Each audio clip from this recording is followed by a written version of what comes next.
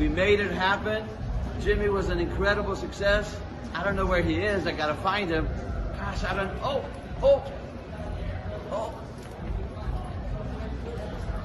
Oh yeah, George. Oh, George. Right here. Yeah. We did it, brother. Yes, we hey, did. Thanks to Dan. You know what? And in the ring with Dan and Benny. Hey, brother, man, hey, he's about the most cat. I just love him to death. I love you. Thanks for having me. Hey, you're the best.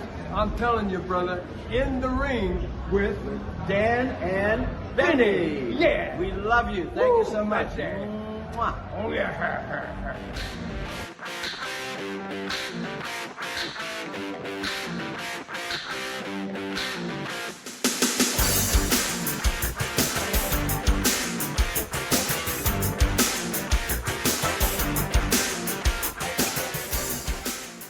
Hello, friends, and welcome to another edition of Dan and Benny in the Ring. I'm Dan Spasciano, joined as always by the original Long Island Iced Bee himself, Benny Scala. Benny, baseball playoffs around the corner. How you feeling? Yeah, and Dan, the greatest line in the history of television was Steve Urkel saying to the Winslows, I give good homage. No, I give homage to good fromage. I botched it. But yeah, best line ever. So I'm paying homage to the Baltimore Orioles for winning the AL East, and they'll be taking on the Texas Rangers in the ALDS. And while we're on the subject of baseball, I would not be journalistically responsible if I didn't give a huge thumbs down to my hometown, not really my hometown, but location-wise hometown, Tampa Bay Rays. So they got swept by the Rangers at home in 2 straight, and that's bad enough. But what's even worse is that the last time a postseason game was played with fewer Heinies in the seats, Joe Jackson was playing in it. And we're not talking about stepping out Joe Jackson. We're talking about shoeless Joe Jackson. Yeah, lowest attendance since 1918, they said. Also, interestingly enough, they said in all, all sports, baseball, basketball, football, going back to the turn of the century when we were playing championships in the early 1900s, they said there have been 245 times there's been at least 4 series happening at the same time, and this is the first time ever in American sports history that all the series ended in sweeps at the same time. That's historic. Yes, sir. Yeah. You think football, baseball, first time? There's ever been 4 series happening at the same time, and they've all ended in sweeps. So we knew who, what do they say, separate the men from the boys, right?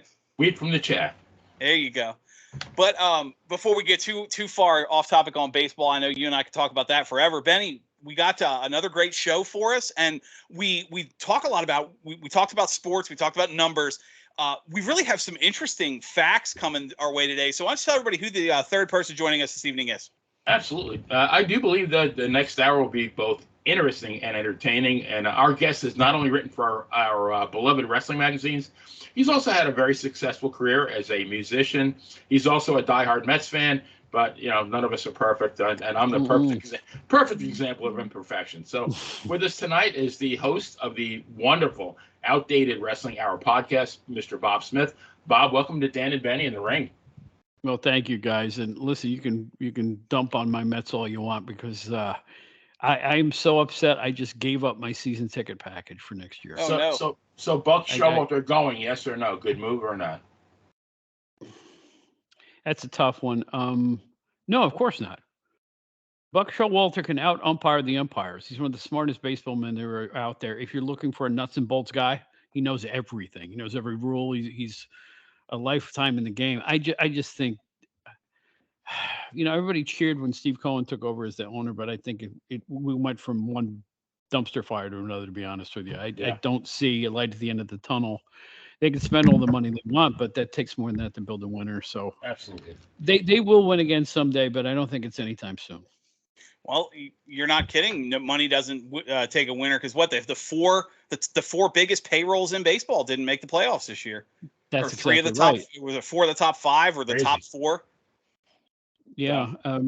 Even in this past offseason, I thought they spent poorly. The combined ages of the 2 top starters as the season began was 81 years old or something like that. It was a calculated risk that really didn't pay off. They're not athletic enough. The Mets need to be more athletic and a little younger, better. Their pitching was abysmal. The worst bullpen I thought in MLB. It was just every game was the same. And the last 3 months of the season, we were forced to watch like 4A players replace the major leaguers, and I didn't appreciate that either. And as a consumer, I said, sayonara, maybe I'll see you again someday. Sure. Because honestly, I feel a little bit ripped off. Yeah. It's not so much that they tore the team down. I understand that. If they want to do a rebuild, it's fine, but they didn't offer a major league product the last 3 months of the season. And at $75 a ticket average I was paying, that's a little bit too not to my Crazy. liking. Yeah. I mean, you knew when you went to the ballpark that the odds were stacked against the team. They had literally no bullpen. Right. The Mets had this habit of signing guys who had been released by other teams and putting them directly on the MLB roster. I've never seen anything like it. Another team said, you're not good enough to be in our organization. He goes, well, you'll be perfect for our bullpen. How? Yeah. Right. They were looking for, as Billy Epler, who, by the way, resigned today. The GM Yes, resigned yeah, I saw that. Mhm. As he used to say, well, we're looking for relievers who are optionable. Well, shouldn't you look for relievers who are good? I'll just leave it at that. That was the problem. We watched. What was that? Was that movie Moneyball? He watched Moneyball on the plane ride to the first season meeting and decided to put together an island of misfit toys and forgot you actually have to have the right misfits. I like that. That's a good one. But like again, we get sidetracked with baseball. Seems to happen a lot on this Oh, podcast. Yeah, it's fine with me. I'm a lifelong MLB fan, and I will say I'm rooting for the Orioles in the postseason. Me too. I really am. I think you Yeah. fans have suffered long enough. Yes, sir. Agree. Yeah, and it's good to see, number one, because you saw it a little bit last year and then this year. I mean, 2 years ago they lost 110 games, and you build the best farm system in baseball a couple years in a row. Looking up. I mean, Benny and I were talking about it the other day. Holiday just won minor leaguer of the year, and he's a shortstop. And the Orioles starting shortstop is going to be AL Rookie of the Year. So I mean, you've got future depth across the infield right there that you can work with. It's good. It's going to be great. And like you talked about with the bullpen, I mean, the Orioles had some of the better relievers in baseball over the last few months. So unfortunately, the Mountain, they announced he's going to get Tommy John, so he'll probably miss next year too. But he did sign on for a year past that, 2025-26 season. So the Orioles have a bright future, which is nice. It's not something I've been able to say as an Orioles fan very often. So. You know what I like about the Orioles? In the last several seasons, they have built slowly and patiently. A Santander, comes on the scene. A Mullins comes on the scene. Now, your amazing catcher came on the scene last year. I mean, it's just piece by piece, brick by brick, and now you got a good team. Yeah, and you have to be patient to build it that way.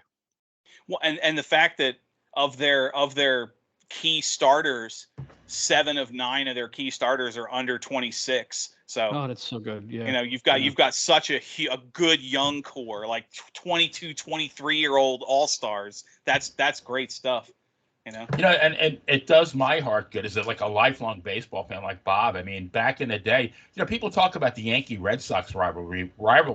When I was younger, we never talked about the Red Sox. It was the Orioles that we feared because they were always better. I mean, for a long time, they were better than us. Right. Well, you had the run in the 70s, the 60 between like 66 and 74, maybe that 8-year period, especially 68 to 72.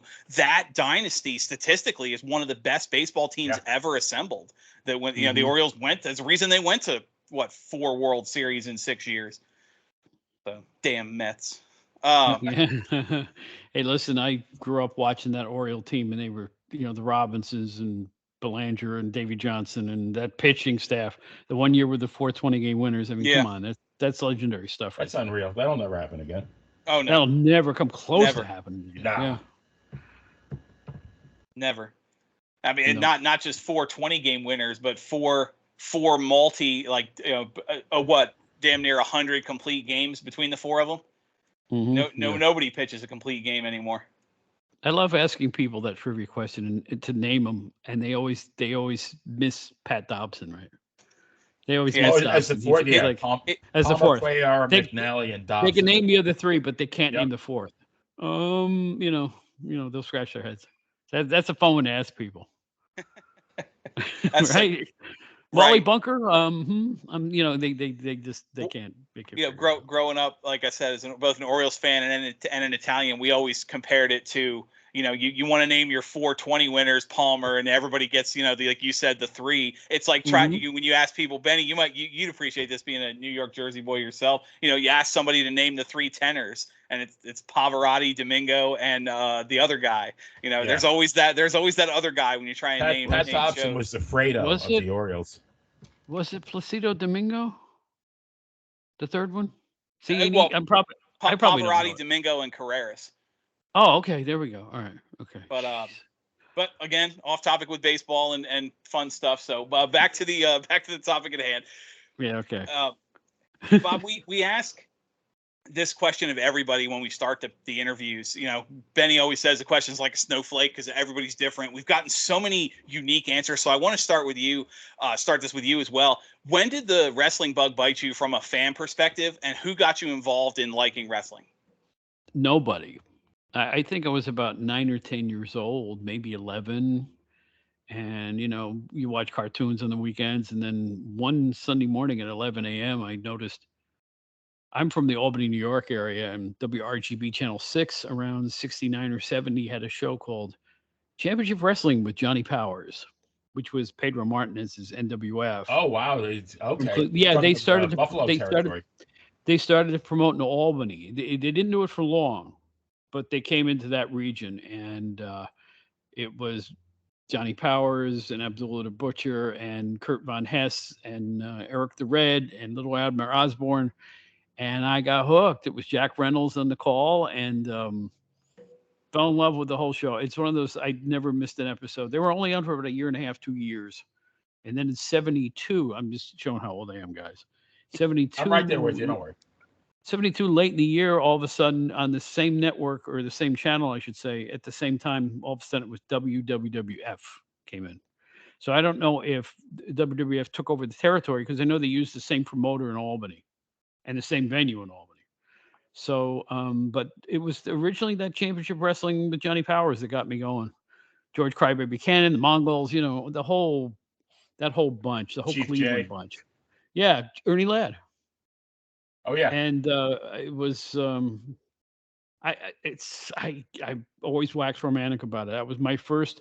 I was old enough to kind of know what I was watching, and you know, rooting for the good guy was a blast when you're that young, you know. So that's how I got started. Nobody really, and my parents thought wrestling was dumb, and my brother didn't even watch it. So I was the only one in the family that looked at it. So that started, and it continued on with the WWF, and I was off to the races.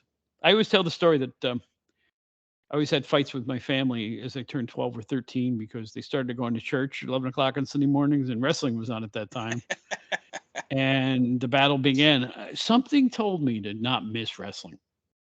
Something told me, you got to see this. And I was right, you know, because, you know, years later, I ended up working in the wrestling business. And if I honestly have always felt if I didn't have that knowledge base, at least for the East Coast that I had at that point, I never would have been hired. I never would have been able to write about wrestling in my older years. So I was right. I had a kind of a premonition about it, and I argued and fought and scratched and clawed. And eventually, they let me stay home and watch the wrestling, and I guess the rest is history. So those are my origins. Just simple television, I guess. Yeah. Wow. Nice. So, Bob, speaking of writing, at what point did you decide that you did want to be a journalist? And was it specifically wrestling? Did you think you wanted to write wrestling, or just write, novels or things like that? No, I was a newspaper guy. I ended up getting a newspaper. Totally, my whole life's been a giant fluke, guys. I mean, it really has. I was in retailing. I was at the age of like 18, 19, 20. I was a retail store manager for Record World, which was a record chain here on the Oh East yeah, Coast. remember that. Okay. And as it turns out, you know, I had journalism training in college and high school, and somebody contacted me to actually, would you like to write a couple articles for your hometown paper? I said, sure, just for fun, I'll do it. And they really liked it. So they ended up hiring me as kind of a freelancer, which led to a full-time job, kind of learning news and learning news gathering and photography and back then paced up everything. It was a small paper, but it was called the Catskill Daily Mail in my hometown. and I excelled at it. I actually won a journalism award within 6 months of working there for a news article that I had done. So one thing led to another. I eventually became sports editor of the paper, and the biggest break I think I ever got was Catskill, New York. You know who else was from Catskill, New York in the early 80s? Mike Tyson. Mike Tyson, yeah. Mike used to train directly across the street from our newspaper office. Oh, You wow. could literally just walk right across Main Street, bang. And it was the Catskill Boxing Club on the second floor of, I think, where the police station was. And I used to go up there all the time. And I'd hang with these guys. And I had did an interview with Mike Tyson when he turned 20. He'd just turned pro. He was beating everybody. Remember, we used to fight once a month and beat these tomato cans up. Tomato can of the month. Yes, absolutely. Yeah. So anyway, it's around that. It's There's around that something period. I haven't heard in a while. Sorry, Yeah. I didn't mean to cut you off. So it's okay.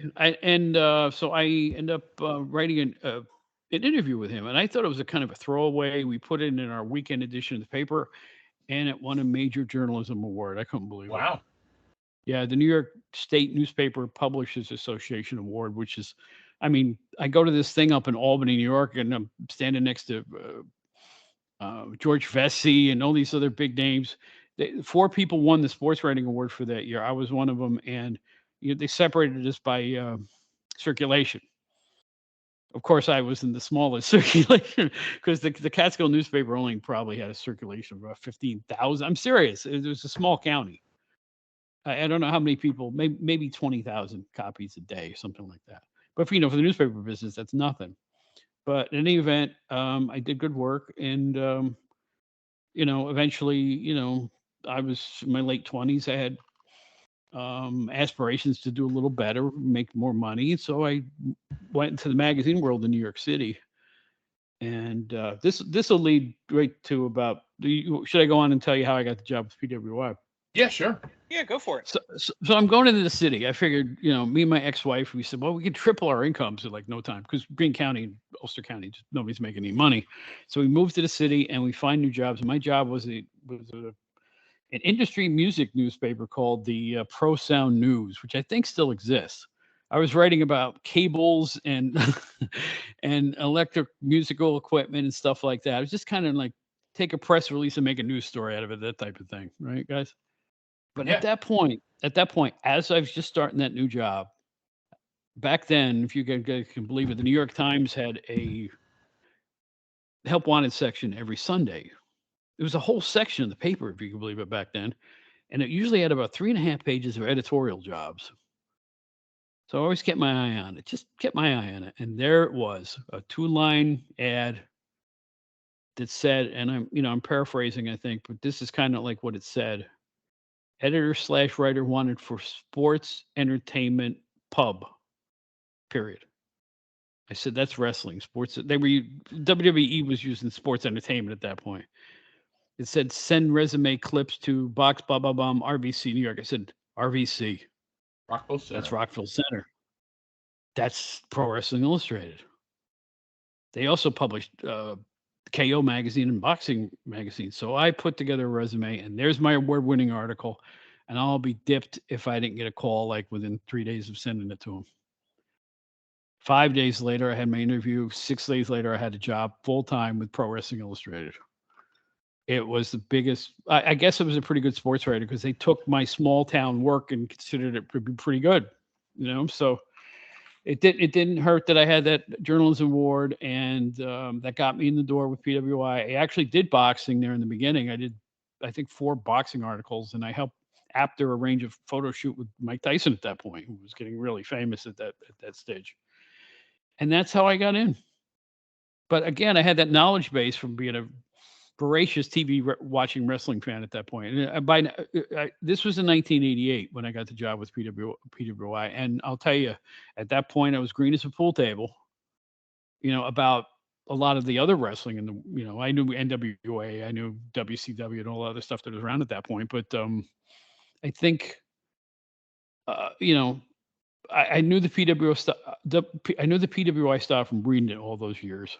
Kind of the kayfabe articles, a little bit of florid stuff in there. It was just I was really good at picking up the style of the magazines really quick, and It was great.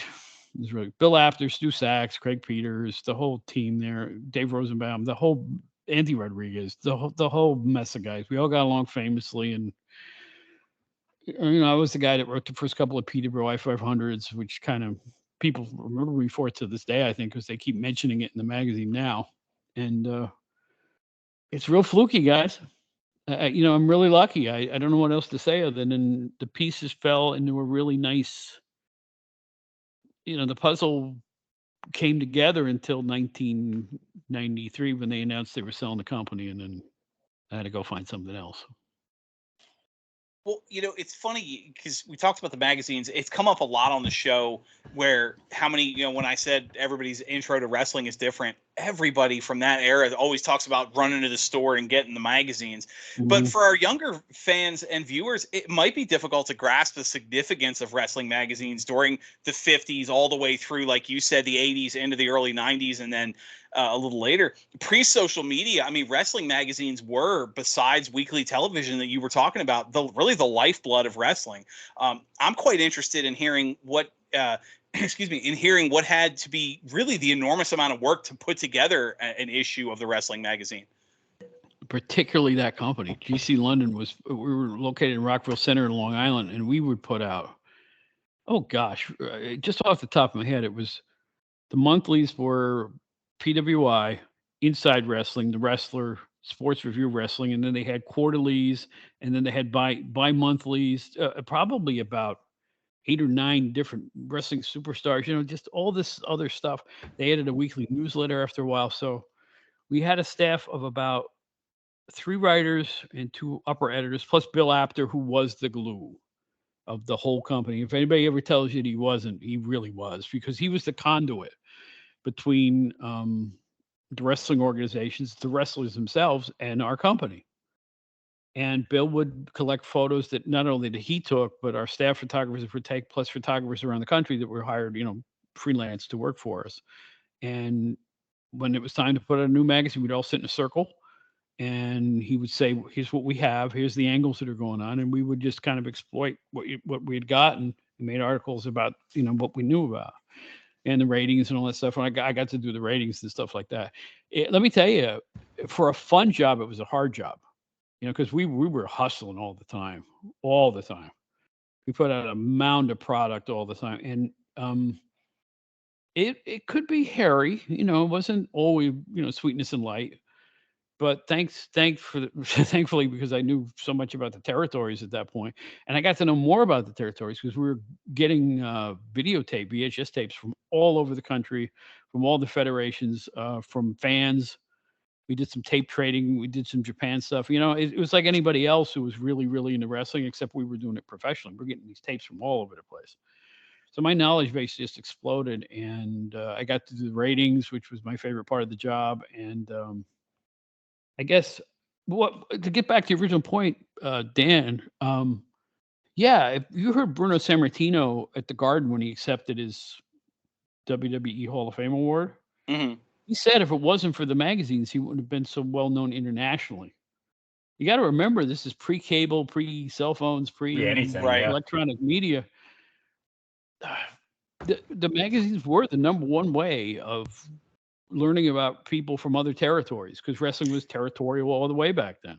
I was actually just going to ask you to expand on that one a little bit. Also, Benny, I mean, we've talked about it before, especially with Bruno. There was that period where wrestlers were even more than baseball, football. They were some of not just celebrities. They were some of the biggest stars, period, in the world. You'd walk past an actor to go shake Bruno's hand if you saw him on the street, Oh gosh! First time I ever went to Manhattan in my life, I was probably about 17 years old, and I remember looking into the window of a barber shop, and there was a signed photo of Bruno, right behind the counter. Bruno was beloved by the Italian American community. That's a great word for it. Yeah. I mean, he really was. He was held in the highest esteem because say what you want about Bruno, but his believability factor was off the charts. Right. In that era, especially in the 60s too. I mean, my gosh, he was just it. So yeah, I just the magazines were a great way to learn about people that you couldn't see. Like I read about Freddie Blassie long before I ever saw him in real Same life. here. I read about Mm. Ivan Koloff before I ever saw him in real life. I read about, well, how about the Road Warriors? Even it's in the 90s, the Road Warriors.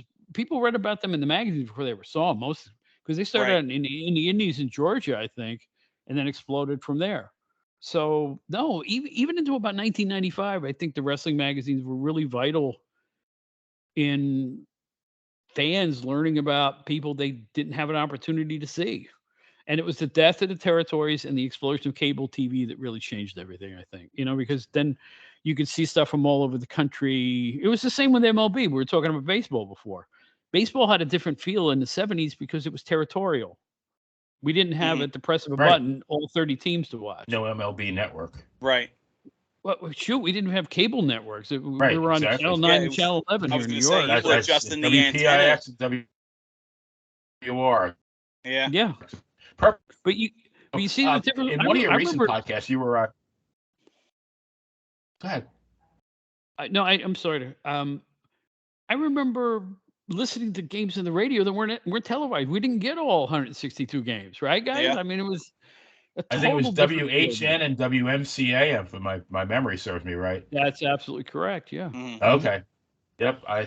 I burned Very good. many a battery out on a transistor radio under my pillow. It's sneaking it into my bedroom. So I definitely get it. But so Bob, in the you were talking in your podcast about one of the legendary, I think, territories, which is Portland, which was owned by Don Owens, and you made a point of talking about the intimacy and how the fans got to know the wrestlers and vice versa. And we've had Bugsy McGraw on our show a couple of times, and he was talking about the loop in Florida, which were, and I think I have this right, Orlando Sunday, West Palm Monday, Tampa Tuesday, Miami Wednesday, Jacksonville Thursday, and then they had spot shows Friday and Saturday. And they did this for years and years. And I mean, if they didn't sell out, they usually had a hell of a crowd. So do you feel like something special was taken away from us, the fans, with the death of the territories? Absolutely. Looked like crazy. First of all, every major city had a monthly wrestling card. Remember that? Or weekly in the case of Tampa or Memphis. Or bi-weekly, yeah. Right. At least bi-weekly, you're right. But you had regularly scheduled shows. Right. With your local favorites. And you're right, there was an intimacy about it. You knew them better than you knew anything else. You would read in the magazines about some stars, but your local guys were your heroes. Those were the ones you really thought were the best wrestlers because that's what you saw. And you're right. I think when the territories faded, and by gum, in the end, they held on like crazy. Memphis held on, and Jim Cornette did a great job with Smoky Mountain, and Continental held on into the 93, 94. But it was right around 93, 94 that it really started to whittle away. And the big production cable shows took over. And now, even here in New York today, you'll get your occasional garden show, or they'll come to Brooklyn, or Long Island. It's just not the same flavor. They're just passing through. Whereas in the old days, they would announce who was going to be on the next card at every monthly show. You were buying tickets. A lot of the matches would be set up with the matches you just saw. Like you would see feuds start in the arena level as opposed to seeing angles on television.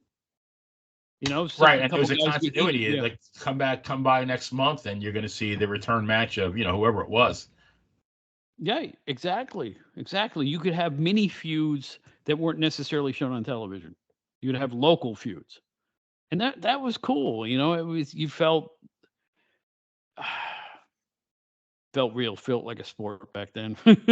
A lot more than it does now. There's another thing that changed. It's also slick now that I think a lot of the earthy vibe that we used to get from wrestling, I remember two guys just walking in the ring, no music, just lights over the ring, and then ding ding, here we go. That was it, yeah. Now it takes 20 minutes. I joke about this on the show, but it takes 20 minutes for the guys to walk down a ramp now. And that's part of the show too. It's fans are conditioned to think, well, let's see him strut, or let's see him dance to the music, or gyrate to his theme song. Everybody's got a theme song, which has led to the most ridiculous thing in wrestling was like when someone running out of the back to save somebody else in the ring. Here's his theme song playing. Come on. That is the dumbest thing that ever telegraphed how fake like, wrestling is. What do you do? Like, you walk up to the production director. Here's my theme song. I'm making a run in here in 30 seconds. Like, yeah. I don't know. My personal favorite is how many times I've seen them play the fired angle. Somebody gets fired, escorted out of the building by police or whatever, and then when they come back at the end of the night, they play the music. Like the sound guy is playing the music for someone who was just arrested an hour ago. Yeah. Like when you really think about what wrestling does today, another thing is you'll see a guy standing in the locker room and his tag team partner walks in. They're going to talk about match strategy in front of a camera. We're supposed to think we're kind of eavesdropping on two people in secret. Right. That's what the producers of the show are making you think. I'm thinking there's an effing camera right there. The whole world is going to know your strategy. And the dressing room probably has that, gets that broadcast. But again, we've all right. But we've all been conditioned to this now. You know what I'm saying? It's like, right. Yeah. The showbiz is overtaking the sport aspect, and if you're an old timer like me, you find it not satisfying. The sizzle instead of the steak, right? Mm-hmm. Right. Well, exactly.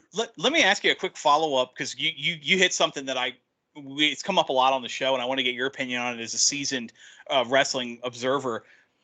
You talked about the lights, that the wrestler comes out, the one spotlight over the ring. What do you think about the shift away from turning down house lights, where I'm watching wrestling on TV and I can see the crowd, even in cases of seeing half empty arenas? Mm-hmm. That's a really good point. Well, I noticed W is kind of color coding the house lights now. They're not off, but the fans will be in a blue tint or an orange tint, but you can still see them. You can actually get reactions from the first few rows if you look really close at the fans.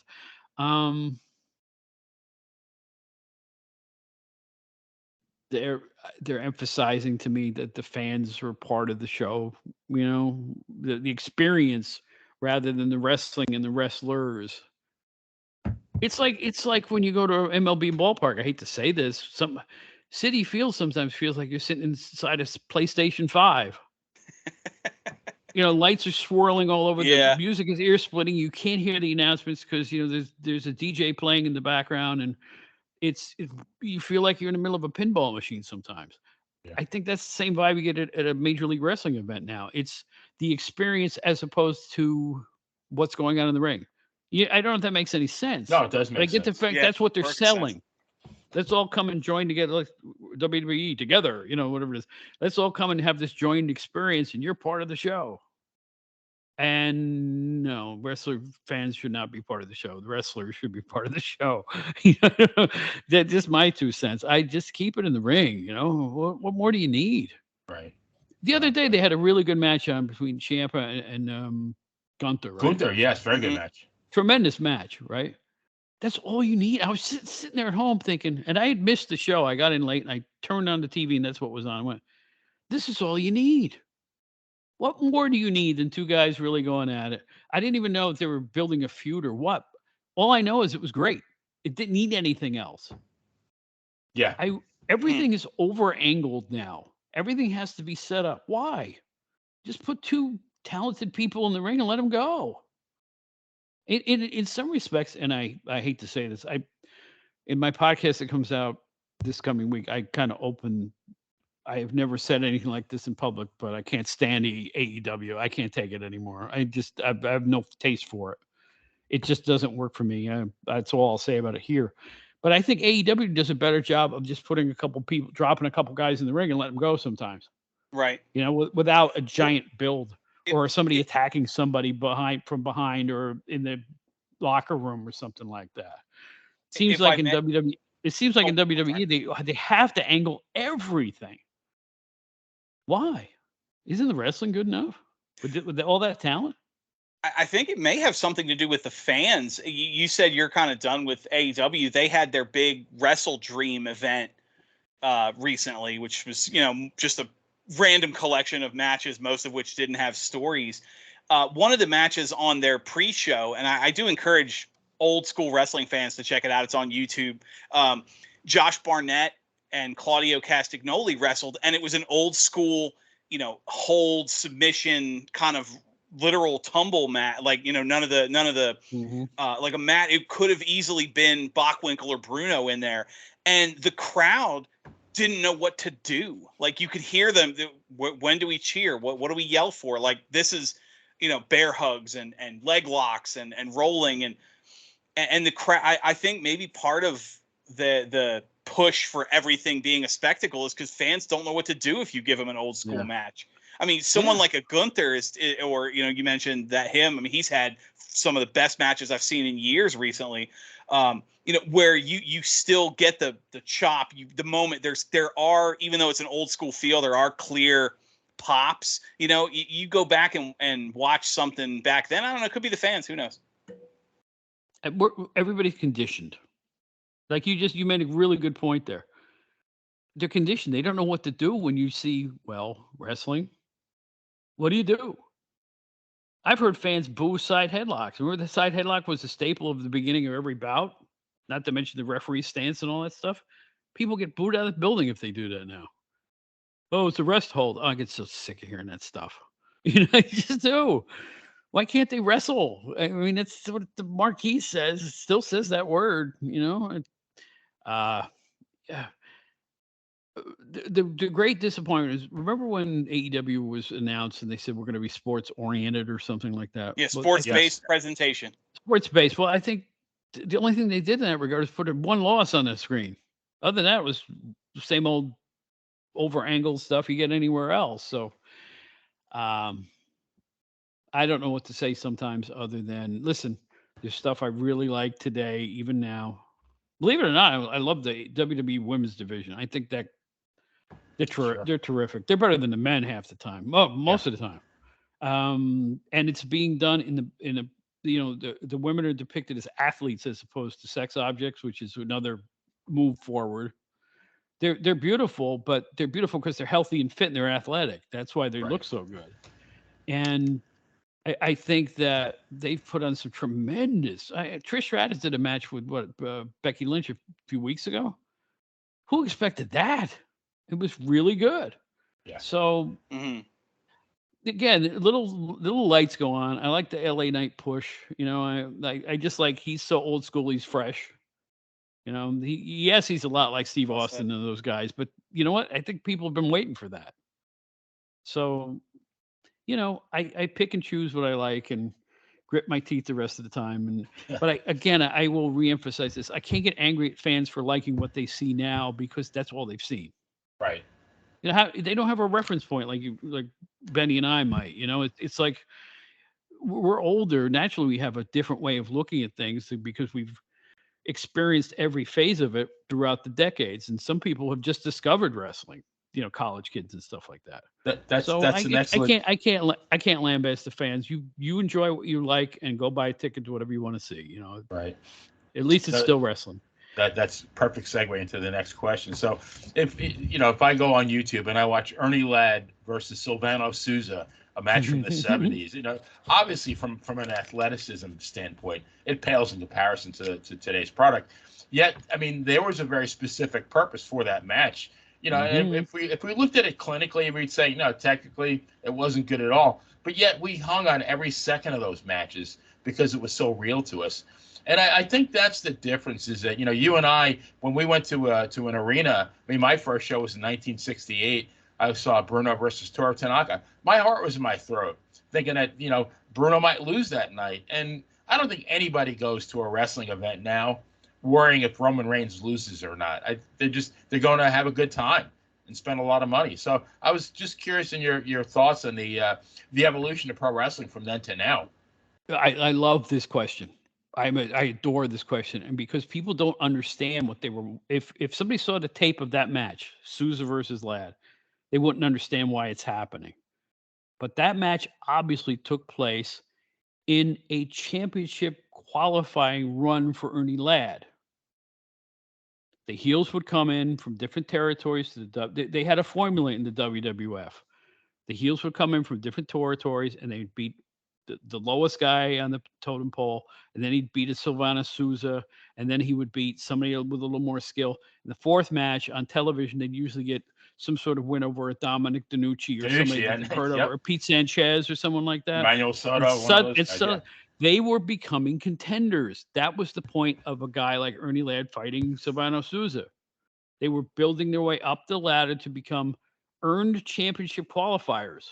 You see what I'm saying? Mm-hmm. They don't even do that now. Now somebody attacks somebody behind the in the locker room, and there's a feud, and they throw them in the ring.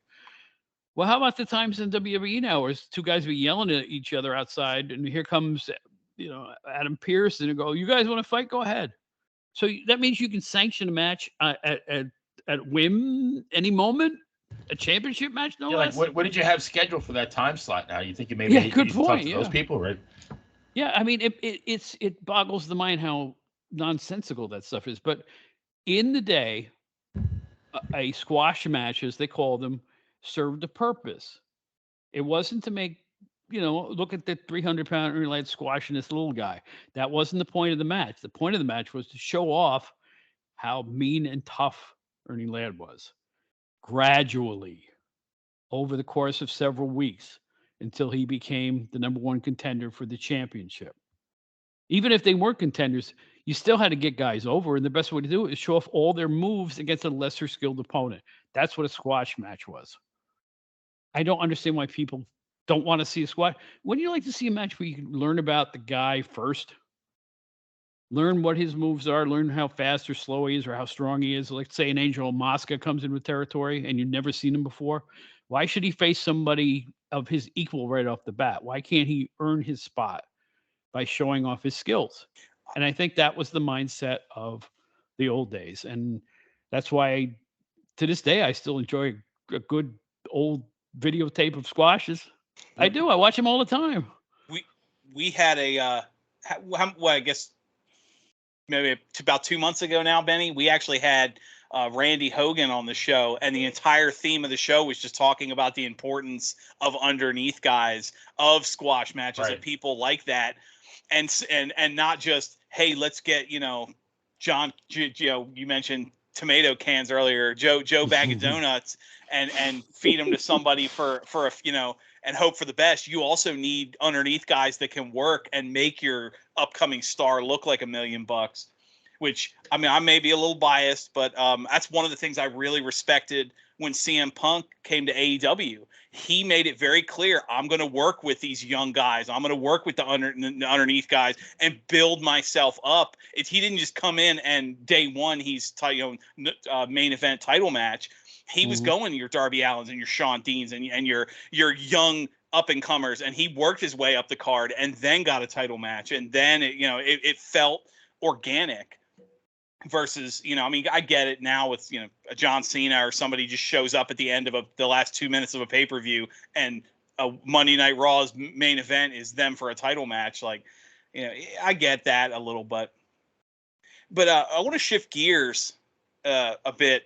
You talk a lot about journalism, and I think we'd be journalistically irresponsible if we didn't have you talk about your other career in music. Benny mentioned in your intro.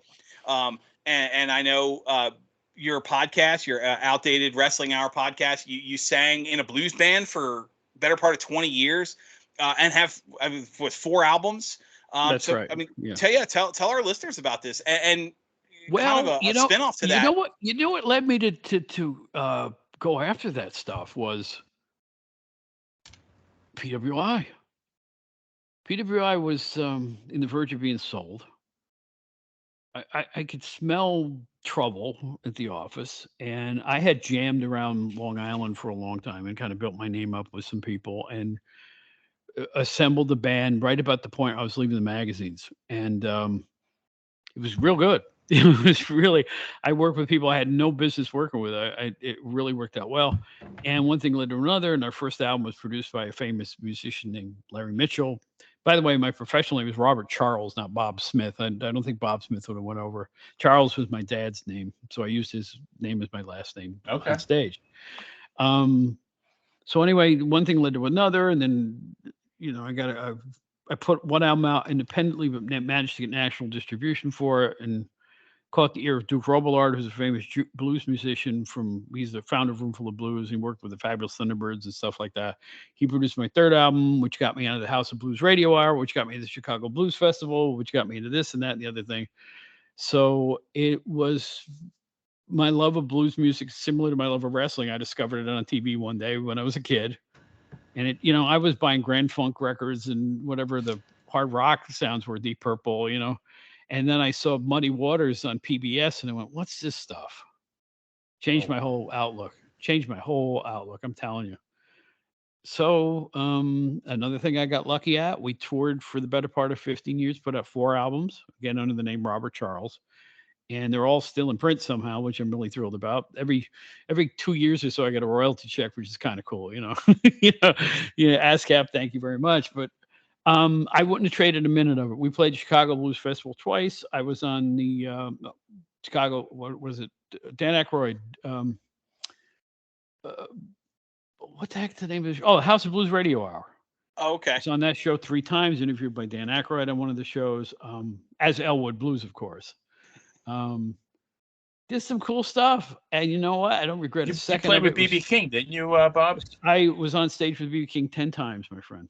Wow. About 10 times, singing in a chair right alongside him. That is my opener of my Facebook page. The two of us performing together. And he was the greatest guy in the world. He really was. Not to mention my personal hero. He gave me so much advice. It was just a wonderful thing to get to know him. Blessing on top of blessing. He was a wonderful man. Most generous superstar I've ever met, with his time with everybody. Not if you walked up to him, he would talk to you for 10 minutes. No caste system. Always a handshake. Always an autograph. Probably 5 million people have a B.B. King autograph. Wow. He used to open up his tour bus to fans, if you can imagine. You imagine that in this day and age? No. You stand in line, get an autograph, and have a handshake? Right on his own tour bus. That's crazy. I'm telling you. And he's a megastar. Benny, you don't even give 10 minutes to fans. I know, I can't. I mean, just there's not enough time. But no, B.B. King was a wonderful guy.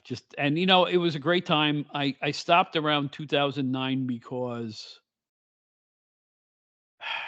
how do I put this? It's kind of personal, but I got ran into some financial difficulty. I'll put it that way.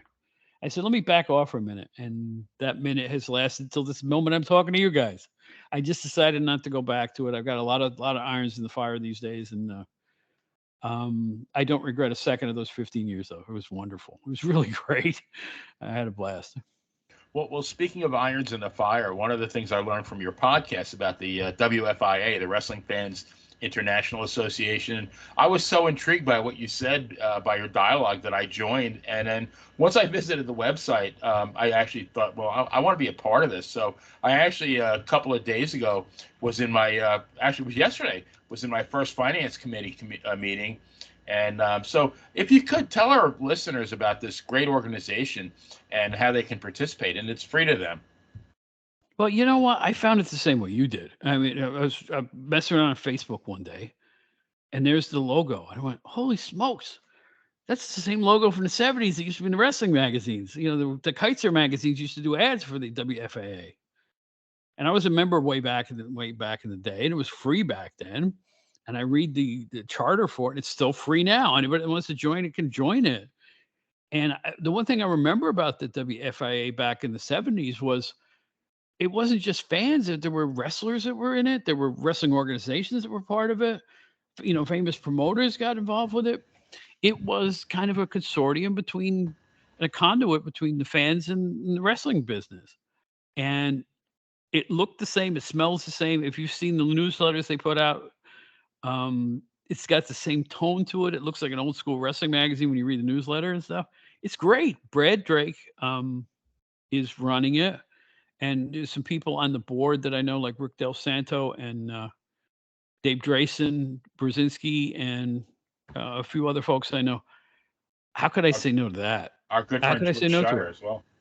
Yeah, how could I say no to this? It looked too good. So, and I'm thrilled. I'm just getting my feet wet with it the same way you are, Benny. I mean, I just discovered it as a total fluke. I got a membership card in the mail. Did you get yours? Not yet, no. They sent me this little cardboard, just like the old days. They sent me this cardboard membership card saying, "Congratulations, welcome to the WFIA. You remember in good standing, and you're number 188 or something like that." Well, how cool is this? I'm 11 years old again. Same thing. When I hear the clink of our metal mailbox on the side of our house, and my sister and I would fight to get the mail because there might actually be something good in it for us. I mean, how nowadays, I'm getting asked for prepaid cremations, so that would be a welcome relief. Oh yeah, I'm getting the Medicare come on now. Everybody wants to sell me, Medicare Advantage or something. I'm like, no thanks. I'm not on Medicare, by the way, so I'm lucky in that regard. But yeah, I'm outdated. I'm getting all the old man stuff in the mail every day, man. I can count on it. I hear you loud and clear. So, Bob, one thing the three of us have in common is our love for baseball. And as we sit here right now, one of us has a team in the playoffs, and the other two are chanting the proverbial wait till next year. And so, although I'm a diehard Yankee fan, the first game I ever went to was at Shea.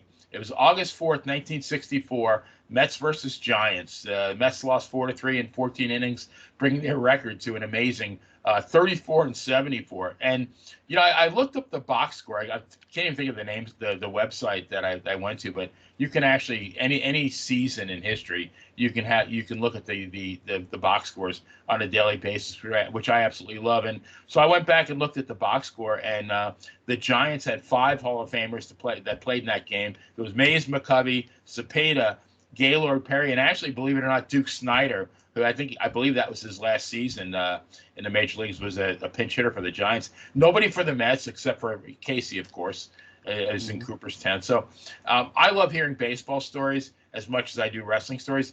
Do you remember your first game? Yeah, 1969. I'm in upstate New York, and the family drove to Shea Stadium, and I remember seeing Bobby File play second base. He was a little-known 69 Met. Yeah, that's right. PF, right. Number 1, right? Number 1. Yeah, number 1. Holy smokes, you're right. Yep. And it was all so bigger than life to me. Actually, I don't remember a whole lot of the game per se because I was so little that we were sitting in field level seats. I didn't have a good view. I had tall people in front of me. So, but I remember the second game better because we were up in the stands, like in the loge or something like that, or the mezzanine. That's when I really discovered the magic of my kids' baseball. And we used to go with Little League and stuff like that. They'd send buses down. And I loved sitting up high because the place was, you see your first big green grass baseball stadium. It's like, it's a moment. You always go, whoa, It's when you're amazing a kid, when whoa. we didn't have color TV like in '64, and so like when I walked up the ramp and saw the field, I had never seen it like that before. It was right. Absolutely breathtaking, like you said. Oh, Yankee Stadium too. They're like cathedrals. They were, yeah. And I didn't care how dumpy Shea was. Shea was dumpy from the minute it opened, to be honest with you. Right. But there was a featureless modern ballpark with no amenities. Let's face it, the place started crumbling. Did you know the day they opened Shea Stadium, they were still working on it? I think they were cleaning the outfield fence, and they weren't. And did you know that the park, it was like a horseshoe. It was originally supposed to be in the round. They just never finished it. Oh. It's true. It would have looked a little more like Three Rivers and stuff, the stadium and the Cincinnati Stadium. No, from what I understand, urban legend has it they just decided, well, we're going to stop here because we spent enough money. But that was my home. I knew every nook and cranny of Shea Stadium. I knew how to get half-price tickets. The last 2 rows of both the mezzanine and the loge were lower priced than every other seat because they were considered obstructed view. You couldn't see the score. I used to buy them all the time. It's a great view of the field. You just didn't see the scoreboard. So I, watch the outfielders. So I could go for half price. I even did that scheme during the playoffs, and it worked. Because nobody wanted those seats because they were obstructed, supposedly. Nah, you could see just fine. Oh, so I spent much more money, much more time at Shea than I should admit to. Nothing but good memories, man. I love that place. I just did. Everybody loves your hometown park. And I really love that joint. As crumbling and nasty as it was. It was my dump. I don't know what else to say. Wow. You know, the old legend of Barry and Jimmy Hoffa at the stadium. I think the fact that Shea's famous horseshoe is just because they never got around to making it a circle is my new favorite stadium story. You look that one up. I'm almost certain that is the case. They just decided not to finish it. Being an Orioles fan, you know, we all can't have stadiums as gorgeous and perfect as Camden Yards. So, hey, tell me Boogs is still there. Let's tell you what. Boogs I'm sorry. Boogs Barbecue is still there. Yes. Yeah, that's the goods right there. Yeah, the good barbecue, and there's I'm sure it's probably family owned at this point because there's no way the old man that used to have the cart looked like a cement mixer, and he would roast his own peanuts outside the stadium. You know, you get a big bag of roasted peanuts for, I guess back then it was $5. It's probably like 30 now, but. You know, I'd always carry my big bag of, because they let you, if you bought it out in the mezzanine outside, they let you carry it through the turnstile, you know. So I'd get that giant bag of roasted peanuts, go watch the Orioles. I used to love doing that. Well, guys, you know what I used to love? Benny, you could probably, I think Yankee Stadium was very similar. Remember how outside the stadium they used to have the team's vendors would be outside the stadium selling buttons and pennants? Oh, it was magic to me as a little kid, you know, when you went. Those little 75-cent buttons of, you know, Wayne Garrett or whatever, you know, it was magical to me. It was like and a yearbook was a prized possession. And a yearbook, 75 cents. Yeah. My brother at one point had every Met yearbook, I think, from 62 to current, to be honest. He may still he might still have them all. I bet he does. I think he does. But those were the days, you know, it's like everything was so much simpler. You didn't have to mortgage your house for a hot dog back then, you know, because I'll tell you, food prices at the MLB stadiums now, it's like eating at fine dining in Manhattan. It's crazy. Well, you know, it's really funny, Bob. One of the things I did, and I think it was in 68 and 69, both years, I somehow got the addresses of all the training sites in Florida, Arizona, and California. So I hand wrote, I think it was like 28 letters, you know, to each team. And said, you know, I like the chances of your team, or, you know, I like this player on your team. And you could not believe, and again, we went back to like how special it was to get mail back then. I can't tell you how many, like, you know, some sent a program guide, a couple sent a yearbook, some sent stickers, you know, a couple teams just sent a letter. It was amazing getting all this stuff in the mail. Oh, yeah. That envelope with the official name of the team on, just the envelope, right, guys? Even the envelope. It's like, wow, like, you know, this is great. This came direct from my team. You know, the feeling as a kid. Oh man, you're bringing back memories, Jack. I'm telling you, that was the goods. Too good. Benny's told me those stories before. He listened for the Wells Fargo wagon to come through town because, you know. Yeah, I had to like keep pace with the stagecoach, right? get your mail from the Pony Express, right? No, those were the good old days. They really were. I pine for those days. It's just everything, you know, that the feeling of stuff being larger than life. We talk about wrestling in that regard as well. It doesn't feel that way anymore. I don't know if it's just from being a jaded old fart now, but and it's sad. I just miss the feeling of being in awe like that, you know? Right. Even like walking, like in my case, walking home from junior high school right after I first started collecting magazines. So that would have been late 68, early 69. And walking into the luncheonette in the Bi-County Shopping Center. And I knew exactly where he kept the magazines. And just that feeling when you saw that magazine that just came out that you didn't have yet. I was broke for years, but I didn't really care because I had what I wanted. How much fun was it, guys, to be a teenager? You know, maybe 11 to 16 years old, and meeting up with your friend and going to the newsstand. Like in my hometown, we had a newsstand in a diner. So we used to pick out Inside Wrestling or Wrestling World or whatever wrestling, and we would sit and eat our cheeseburgers and, oh, this Greg Valentine in this picture. And this is me and my buddies would do that all the time because they would let us bring them to the tables. Just awesome memories. That sense of camaraderie. And back then, wrestling, I always say, it wasn't mainstream then, so it felt like you were part of a secret. Right. You felt like you were part of a secret society. You had those Right? kids It's in a your high wrestling school. fan. You had the kids in school who were the wrestling fans, and like they all congregated, and so we could Mhm. chat about wrestling in secret. And then when a jock walked by, we changed the conversation to the fillet of haddock at the at the cafeteria. But you're absolutely right. It was like being part of a little mini secret society. You're It wrestling was. fans. You would go to the matches, but you wouldn't talk about them No. randomly to students the next day. Right. You would, you know what I'm saying? It was different. The whole vibe of wrestling was different back then. And that's. And Oh, I'm sorry. Go ahead. I can't describe it. It's so different now. There's nothing like that now. Now it's like bring your kids, bring your babies. I just talked about this on my podcast. I'm going to say it to you. The thing that disturbs me more than anything else I have ever seen in wrestling, and I mean this. This little film they show at the beginning of every WWE show, it says together, Yes. and now forever together, right? At the end, they show this guy, just a split second of this, bouncing what appears to be a joyous, chortling baby. Wrestling ain't for babies. What are you doing bringing an infant to a wrestling match? I'm serious about this. Wrestling, the very basis of pro wrestling is, violence. You've got a skirmish for some, you got a disagreement. We're going to beat the hell out of each other. We're going to hit each other with chairs. We're going to slam each other through tables. You're bringing your baby to see this? Are you serious?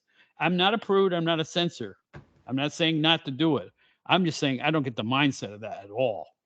11, 12 years old, sure. Bring anybody you want to a wrestling match. But babies? Right. Really? Well, and you know what? If you can bring a baby to a wrestling match, it ain't good wrestling. That's my 2 cents on it. It bothers me. It makes no sense to me. Wrestling should be its own animal. It shouldn't be Disney. Right. Disney in tights, right? I don't know what else to say. It makes it goes against the entire grain of everything I ever felt about professional wrestling. This is it. I mean, especially considering how expensive a night out to the wrestling shows are now. Why would you bring a child young enough to not remember? Exactly. Yeah. Oh my God. I looked at what they put on sale about a month ago. WrestleMania, right? Philadelphia? In Philly, yep. Right? Yeah. Did you see those ticket prices? Front row tickets were anywhere between $4,000 and $11,000, depending on which package you were getting. My God. But the VIP package, you get to keep your chair. If I'm paying $8,000 for that ticket, that chair better carry me home. You got that going for you. Paint my house when the show's over. First time I ever saw a live professional wrestling match was at the Washington Avenue Armory in Albany, New York. And the ringside seat was $4, and they sold it to you out of a cigar box. There you go. For real, guys. For real. The tickets were in the cigar box, and the change was in the cigar box. You hear that expression about a podunk business? They sold it out of a cigar box. This? They sold that out of a cigar box. Back in the day, like when I went to, because I was kind of both a Met and a Yankee fan. So the Huntington Mall, Macy's in the back, the very back, I can still remember it clear as day. But there was like a customer service desk, and then there was a bunch of almost like mail slots, and they all had tickets to the Mets games. And you actually could buy a ticket, a hard card, a paper ticket from that back room at Macy's. And it just once you had those tickets in your hand, I remember just looking at them, and I have a ticket to a baseball game. It was it was solid gold. Yes. You know what? The first ticket I ever bought away from Shea, I remember Ticketron. Yes. The precursor to Ticketmaster. Yep. I think the first Met ticket I ever bought when I was old enough to drive said Ticketron on it. And they would only sell you certain sections of the ballpark. They wouldn't sell you anything you wanted, but not like it is now. Mm-hmm. And did you guys just leave me? No, there you are. I'm sorry. My screen went blank for a second. Forgive me for that. Yeah, there's nothing like that feeling, right? Look what I got. Yeah.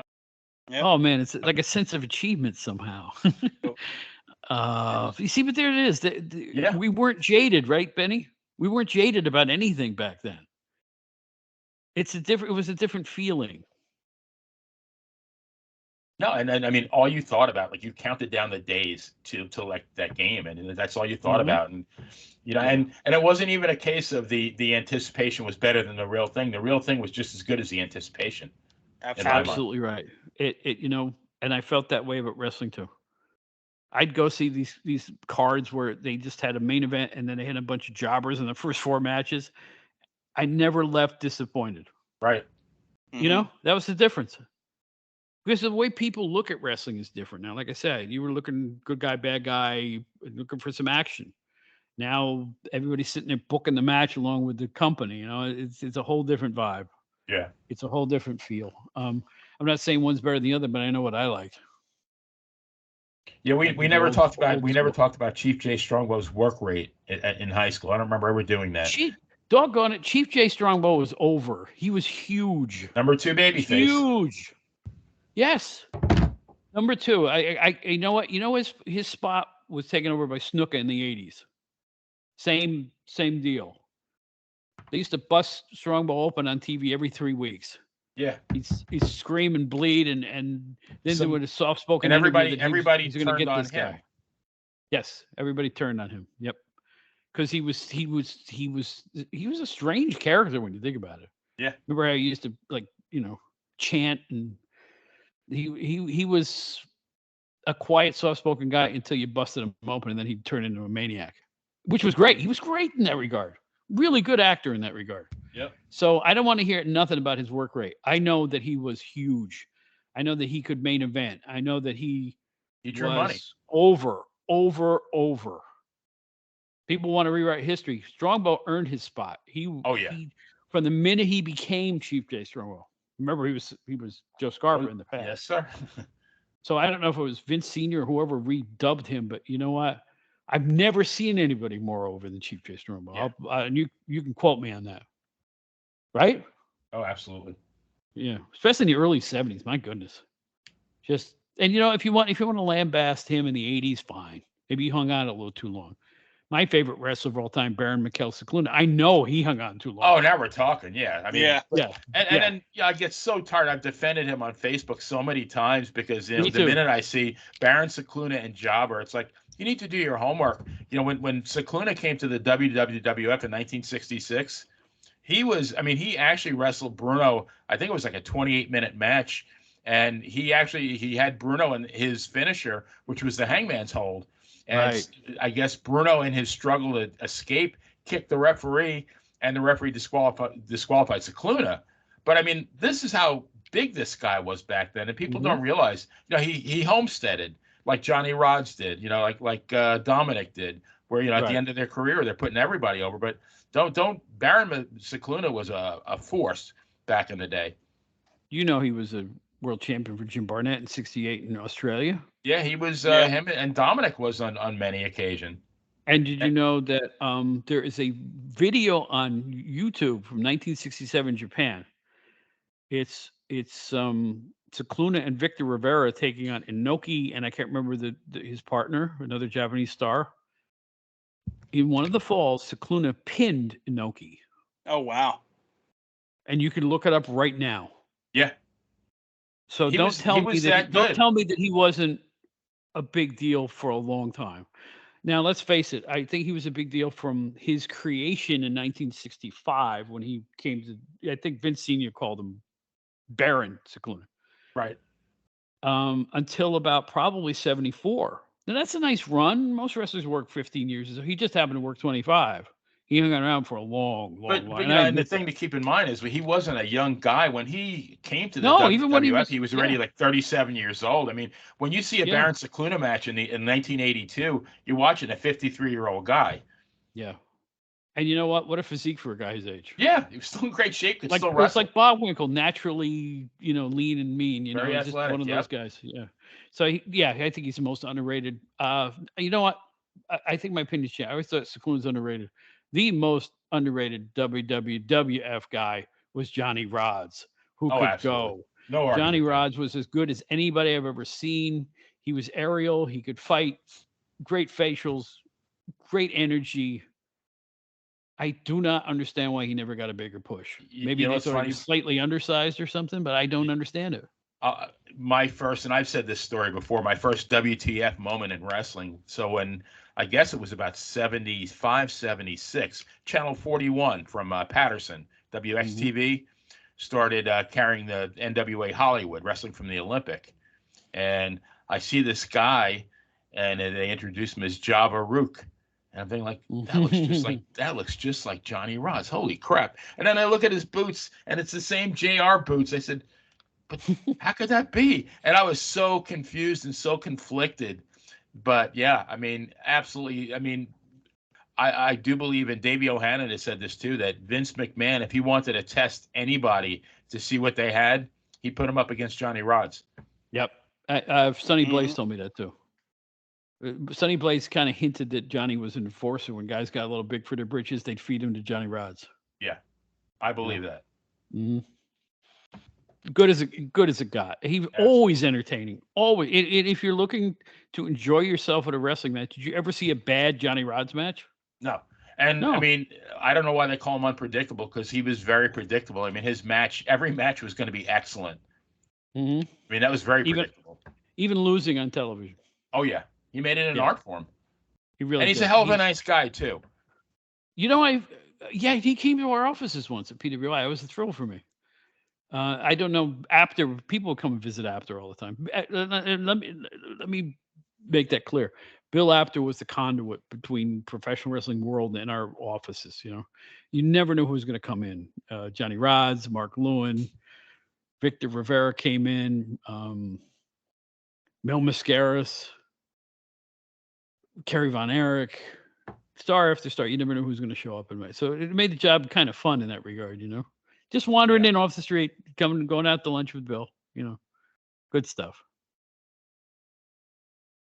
I'm sure the internet fans and YouTube fans will correct us if I'm wrong, but somebody mentioned, you were talking about the transition. Somebody mentioned just a couple of days ago, I saw it online that John Cena hasn't won a singles match on television since 2018. He's won a bunch of tag matches and stuff like that, but every time they're putting him against somebody, it's to elevate the next talent. Could you imagine somebody, you know, like Benny was talking about, somebody coming into wrestling now and being like, oh yeah, that John Cena, that guy was such a jobber. Like they never did anything with him, you know, to how that would sound to the modern wrestling fan is what we hear when we had him on the show, our very first guest, when people talk about, oh, Dominic DeNucci, like what a curtain jerker, like, whoa, time out. You know, you're catching the wrong end of that career, you know?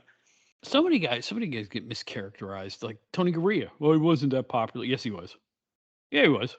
Yeah. They just happened to do Salt and Pepper Shaker tag teams in the W. If you ever noticed, the face teams were always two handsome young men, and the heel teams were match sets. Samoans, Executioners, Yukon Lumberjacks, Blackjacks, yeah. Moondogs, Blackjacks. Everything was a match set. Like I said, the tag team division was always Salt and Pepper Shakers. And it got a little samey after a while. You know, it wasn't enough individual personalities. Like, they'd always, all the heel teams would have Albano as their manager, and they never said anything. Executioners, there's another one. You know, it's like bang, bang, bang, bang. Same guy twice. That was one thing I never really appreciated about the old WWF, is the way they handled the tag division. It was the same thing all the time. Right. Gurria and Zbyszko, Gurria and Martel, Gurria and the only Gurria and, believe it or not, Haystacks Calhoun. Do you know they were champions at one point? Yes, absolutely. Yeah. One of the great TV matches I've ever seen, based on the way I saw that, and I remember it like it was yesterday.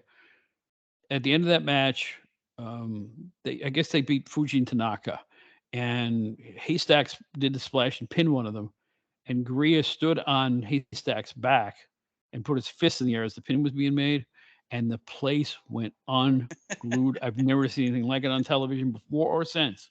Wow. After the match, you saw the crowd rush the ring in jubilation, like you just saw a real thing. Everybody was at ringside. Afterwards, McMahon is standing there they went to a commercial break. After they came back, McMahon is standing there with fans around him. You never saw this.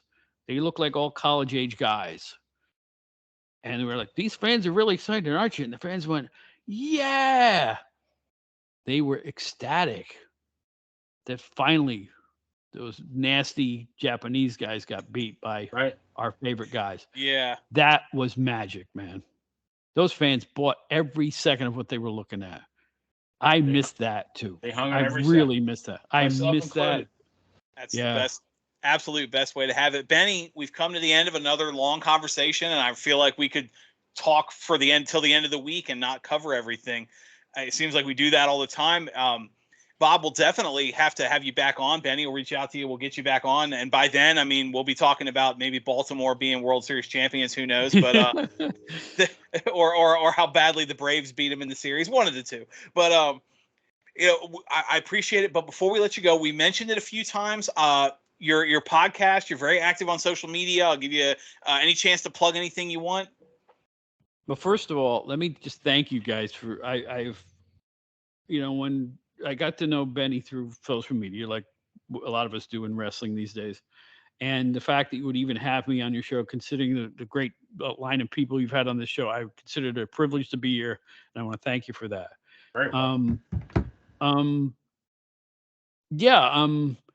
Really easy to find. It's the Outdated Wrestling Hour. Our slogan is all new, all old, and we're on every podcast platform, including. I guess I just read somewhere that Google Podcast is going to stop next year. We just lost Stitcher. Now Google is going by the wayside. But we're at every platform I can think of. If you want to find out more about it, it's outdatedwrestlinghour.buzzsprout.com is our website. You find me on Facebook. I'm the one that sings with BB King. We talked about that before. That's my lead page there. And I'll leave it at that. I'm doing more. And if you want to write to us, we're at outdatedwrestling@gmail.com. We're not hard to find. The show has been exceeded my expectations tenfold. I started in January after I got the bums rush off the Rizzy show, and which is another story for another time. But we gotta hear that next time. It was a blessing in disguise. I started this thing I got a wild hair up my butt. I started it just because I didn't feel like stopping podcasting, and it has exceeded my expectations 100 times over. I'm having a blast. I know you guys must be too. The people you meet, the community we're all part of. Oh, it's surreal. You can't beat it. You cannot beat it. I am getting together with people I haven't seen in literally 30 years. This year, I saw Apter. I haven't seen him in ages. I'm going to see Craig Peters in November. I mean, we haven't been in the same room together since God knows how long. So it has been wonderful, and the fans have been great. I can't believe how well I've done so quick, so fast. It's tremendous. I don't know what else to say, but if you haven't heard the show, if you like this show, Dan and Benny in the Ring, try mine. I think you'll find it a nice adjunct to our nostalgia, as it were. I can vouch for that. I like it. Absolutely. And again, I mean, like you said, you're active on social media. You've got 4 musical albums still in circulation. I'm sure most of our listeners have read, whether they realized it or not, have read something in one of the magazines that I'm sure you've contributed to.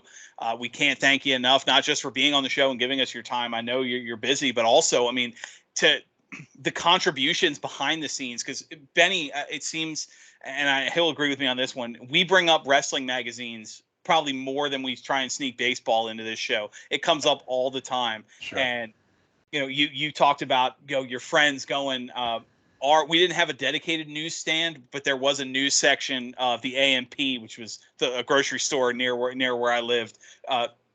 Some of our younger viewers probably have never heard of that place either, but I have. Yeah, well, I said younger viewers, Ben. Right, exactly. And that was it, the magazines. And this is just so awesome. And wrestling's done a lot, and I appreciate it again for having us. Your podcast, like you said, anywhere podcasts can be listened to. You got to check them out. Bob Smith, thank you again so much. So for Bob Smith, for the original Long Island Iced B, Benny Scala, I'm Dan Sebastiano. Dan and Benny in the Ring can be heard anywhere podcasts can be listened to. And again, thank you to our friends Monty and the Pharaoh on YouTube.